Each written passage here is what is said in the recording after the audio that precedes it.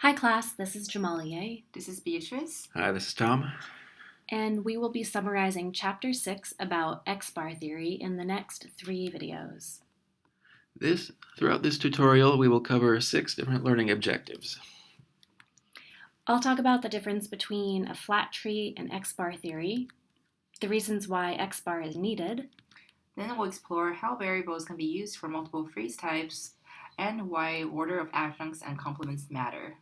And we'll look at examples of various XPs, and finally, how XBAR applies to other languages. Enjoy the tutorial. Have fun. So first we're going to talk about the difference between a flat tree and X-bar theory, and we start by just simplifying phrase structure rules that we've learned already. Consider this phrase rule using this noun phrase example. And here we have a sentence for it. This big book of poems with the blue cover. So because we can argue for different constituents in this noun phrase, it suggests a more deeply embedded structure is needed. So consider the first constituency test of replacement. The replacement or the one replacement test seems to target precisely a group of nodes that don't form the only constituent in this flat tree. I bought the big book of poems with the blue cover, not the small one. But one replacement seems to be able to target other subgroups of words as well. I bought the big book of poems with the blue cover, not the small one with the red cover. So a structure with embedding is not flat. We use X to stand in for our node, and the X-bar node can also be repeated, which is called recursion or self-recursion.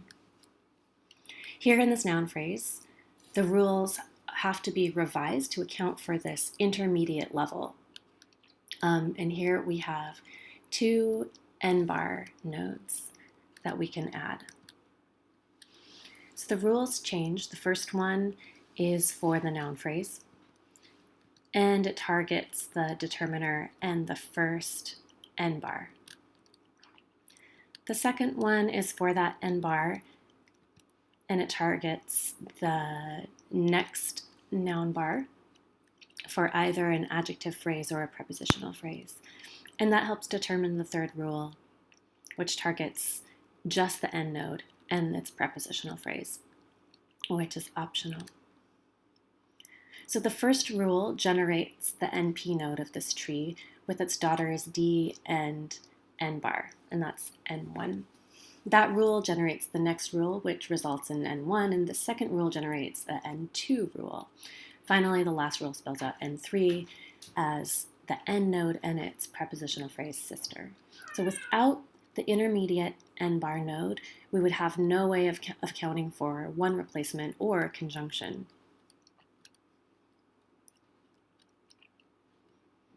And there we've labeled each n-bar node with the subscript numbers accordingly.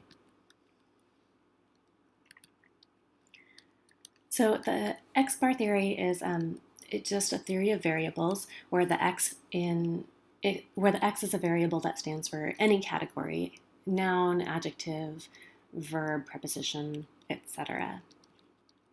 And here we have rules for each one, including the noun phrase, the verb phrase, and the prepositional phrase, but also for the adjective phrase, and so on. So there's an example of just the letters standing in as variables.